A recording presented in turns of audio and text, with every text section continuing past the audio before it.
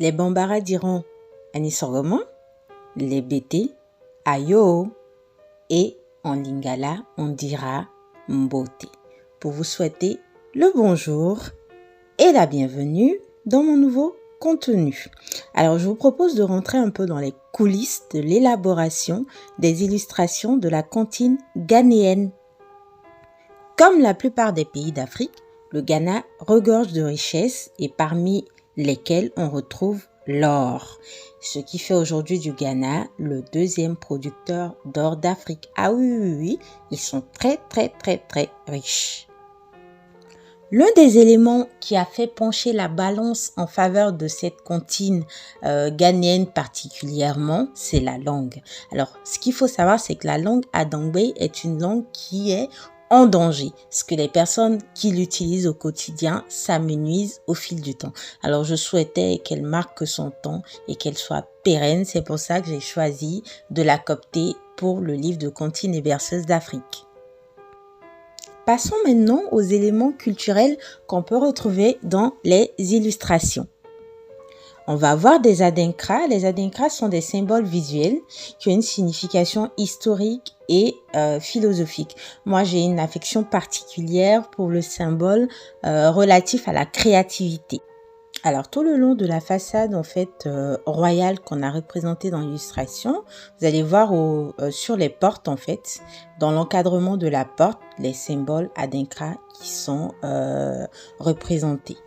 Alors, que dit la légende à ce sujet, au sujet de ces symboles-là? Je vous laisse un peu lire ce que la légende en dit. C'est vraiment très intéressant.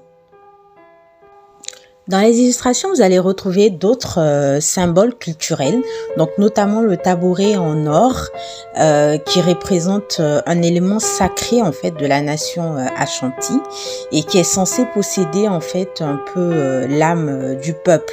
Et donc ici, on remarque déjà comment il est sculpté avec maestria par les artisans de l'époque et aussi on remarque que il y a une attention particulière leur est accordée dans le sens où on nous dit que même pour les ranger, on ne les mettait pas en fait face assise, on les mettait soit sur le côté ou à l'envers, de sorte à ce que uniquement le propriétaire en fait du tabouret puisse l'utiliser et s'asseoir en fait là-dessus. Moi je trouve que culturellement c'est tellement riche, tellement intéressant. Alors je tenais justement à matérialiser ça au niveau des illustrations. Toujours dans la même lancée des éléments culturels relatifs au Ghana que vous allez retrouver dans l'illustration, on retrouve les bijoux royaux, on retrouve le repose-pied royal, le tam-tam parleur, le pagne tissé royal, ici notamment c'est le quintet, on retrouve l'aigle royal. Franchement, il y a beaucoup de détails culturels comme ça qui sont disséminés dans les illustrations pour justement enrichir la culture de nos petits lecteurs. On me dira, mais Astou, est-ce qu'ils ne sont pas trop jeunes pour comprendre tout ça?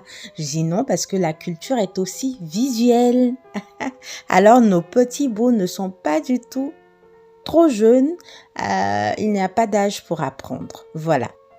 J'espère que tu as aimé passer ces quelques minutes culturelles avec moi, qui te donnent aussi un peu plus de détails sur le fond du travail, le background, ce qui se passe derrière, pourquoi ça a mis quand même 3 ans à sortir en fait en surface.